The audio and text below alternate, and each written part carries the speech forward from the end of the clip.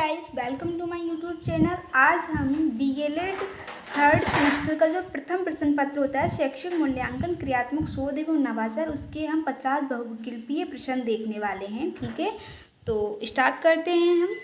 ठीक है, तो हमारा पहला क्वेश्चन है छात्रों की रुचियों, संवेगों एवं मनोवृत्तियों से संबंधित मूल्यांकन पक्ष कहलाता है। ठीक है, यहाँ पे 4 ऑप्शंस दिए गए हैं, तो हमारा यहाँ पे जो ऑप्शन है वो ऑप्शन नंबर व सही हो जाएगा, भावात्मक पक्ष। तो भावात्मक पक्ष में ये सारी चीज़ें आती हैं, छात्रों की रुचियाँ, संवेग और उसकी मनोवृत्तियाँ। ठीक है, नेक्स्ट क्वेश्चन हम देखते हैं।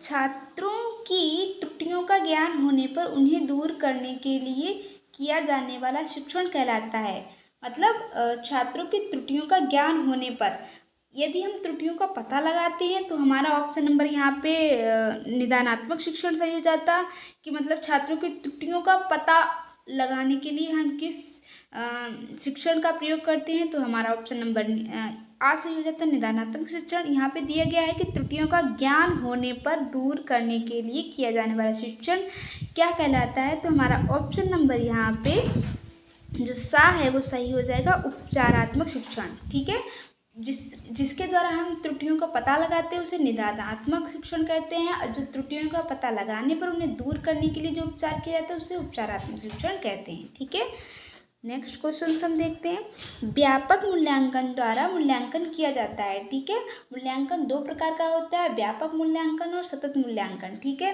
तो व्यापक मूल्यांकन में क्या किया जाता है, तो हमारा ऑप्शन नंबर यहाँ पे असही हो जाएगा, व्यक्तित्व के सभी पक्षों का मूल्यांकन। ठीक है, तो व्यापक मूल्यांकन में व्यक्तित्व के सभी पक्षों का मूल्यांकन किया जाता है। ठीक है, तो नेक्स्ट क्वेश्चन हम देखते हैं। मूल्यांकन का संज्ञानात्मक पक्ष संबंधित है। ठीक है, मूल्यांकन का संज्ञानात्मक पक्ष किससे संबंधित है?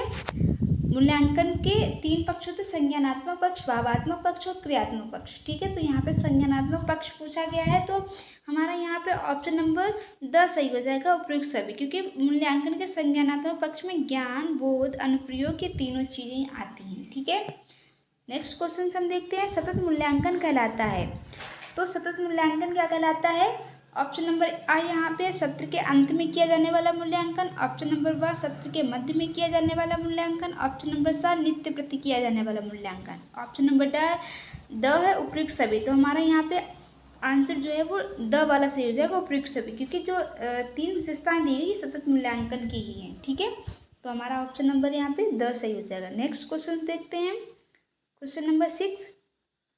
विज्ञान, भूगोल तथा कृषि विषय होते हैं। ठीक है, विज्ञान, भूगोल तथा कृषि विषय होते हैं, ये कैसे विषय होते हैं हमें ये देखना है, तो हमारा यहाँ पे आंसर नंबर सा सही हो जाएगा। ठीक है, केवल मौखिक मूल्यांकन वाले। ठीक है, नेक्स्ट क्वेश्चन हम देखते हैं। उत्तम शिक्षण की विशेषता होती है, ये इम्पोर्टेंट क्वेश्चन है और ये अति लघु में भी पूछा जाने वाला प्रश्न है। ठीक है, यहाँ पे 4 ऑप्शंस दिए गए हैं, वैधता, विश्वसनीयता, वस्तुनिष्ठता, उपयुक्त सभी। ठीक है, तो हमारा यहाँ पे ऑप्शन नंबर 10 सही हो जाएगा, उपयुक्त सभी। ठीक है, क्योंकि ये तीनों ही विशेषताएं उत्तम परीक्षण की होती हैं। ठीक है, नेक्स्ट क्वेश्चन हम देखते हैं। रचनात्मक मूल्यांकन में किया जाता है, तो रचनात्मक मूल्यांकन में क्या किया जाता है, यहाँ पे 4 ऑप्शंस दिए गए हैं, तो हमारा यहाँ पे ऑप्शन जो है वो असही हो जाएगा, बच्चों के प्रारंभिक ज्ञान का मूल्यांकन। ठीक है, तो बच्चों के प्रारंभिक ज्ञान का मूल्यांकन जो है वो रचनात्मक मूल्यांकन के अंदर किया जाता है। ठीक है, नेक्स्ट क्वेश्चन हम देखते हैं। भावात्मक पक्ष कहलाता है, तो भावात्मक पक्ष कहलाता है, क्या कहलाता है? ठीक है, पहला है यहाँ पे बच्चों की रुचियों से संबंधित मूल्यांकन, ऑप्शन नंबर बा है बच्चों के संवेगों से संबंधित मूल्यांकन का पक्ष, ऑप्शन नंबर सा है बच्चों के मनोवृत्तियों से संबंधित मूल्यांकन का पक्ष, और ऑप्शन नंबर द है उपयुक्त सभी। ये हमने पहले ही बताया था कि बच्चों की रुचियाँ, मनोवृत्तियाँ, उसके संवेग सभी भावात्मक पक्ष के अंतर्गत आते हैं, तो इसलिए हमारा ऑप्शन नंबर 10 सही हो जाएगा। नेक्स्ट क्वेश्चन देखते हैं, क्वेश्चन नंबर 10।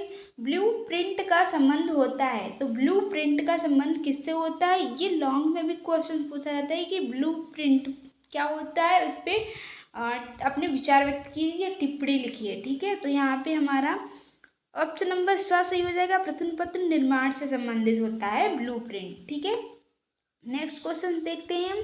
उपचारात्मक शिक्षण संबंधित है, तो उपचारात्मक शिक्षण संबंधित है, अभी मैंने आपको बताया कि बच्चों की त्रुटियों को दूर करने के लिए, ठीक है, बच्चों की त्रुटियों को दूर करने के लिए उपचारात्मक शिक्षण संबंधित होता है। ठीक है, क्वेश्चन नंबर, एक मिनट, सॉरी, एक पेज मिसप्रिंट हो गया है। ठीक है, हम यहाँ पे देखते हैं। क्वेश्चन नंबर 18 है, क्रियात्मक शोध से किसी समस्या का प्रस्तावित उत्तर कहलाता है।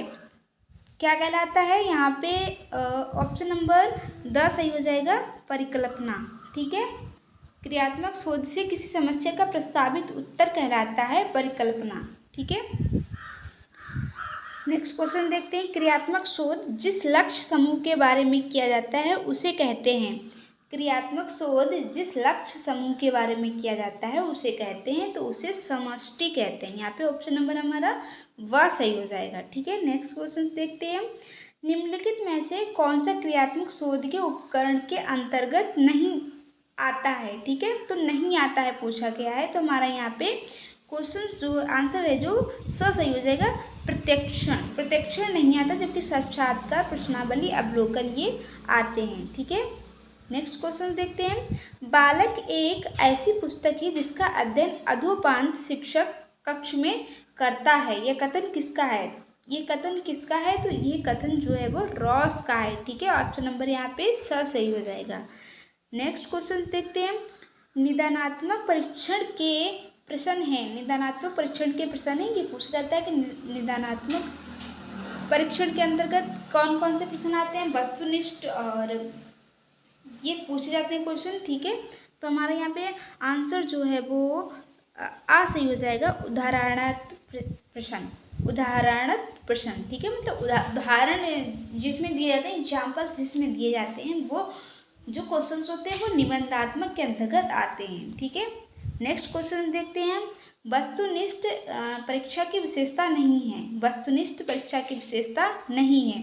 यहाँ पे 4 दिए गए हैं। समय की मितव्यता, नंबर व फलांकन की सुगमता, नंबर स पाठ्यक्रम की व्यापकता, ऑप्शन नंबर द रचना एवं प्रशासन की सुगमता। ठीक है, तो यहाँ पे हमारा जो आंसर है वो सही हो जाएगा, ऑप्शन नंबर स पाठ्यक्रम की व्यापकता। ठीक है, नेक्स्ट क्वेश्चन हम देखते हैं। समस्या हमारी और हल भी हमारा, मोस्ट इम्पोर्टेंट क्वेश्चन से, समस्या हमारी और हल भी हमारा, ये जो है किसका लक्ष्य है? ठीक है, तो हमारे यहाँ पे आंसर जो है वो सही हो जाएगा, क्रियात्मक शोध का। क्रियात्मक शोध का ये लक्ष्य है कि समस्या हमारी और हल भी हमारा। ठीक है, क्वेश्चन 25 देखते हैं।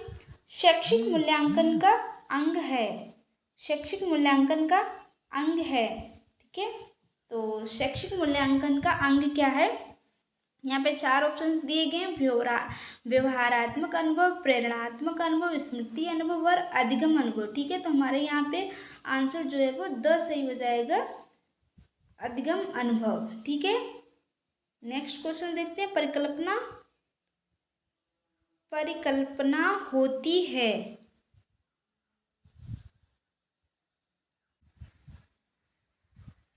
परिकल्पना होती है, तो परिकल्पना क्या होती है? समाधान का पूर्ण अनुमान, समाधान के बाद में अनुमान, शोध के मध्य में अनुमान, कोई अनुभव किया ही नहीं जाता है। तो हमारा ऑप्शन नंबर यहाँ पे सही हो जाएगा। ठीक है, समाधान का पूर्व अनुमान। ठीक है, यहाँ पे पूर्ण नहीं होगा, यहाँ पे जो होगा वो पूर्व होगा। ठीक है, पूर्व। ठीक है, समाधान का पूर्व अनुमान। ठीक है, नेक्स्ट क्वेश्चन देखते हैं। मापन का सामान्य सिद्धांत संबंधित है, तो मापन का सामान्य सिद्धांत किससे संबंधित है? गणित से।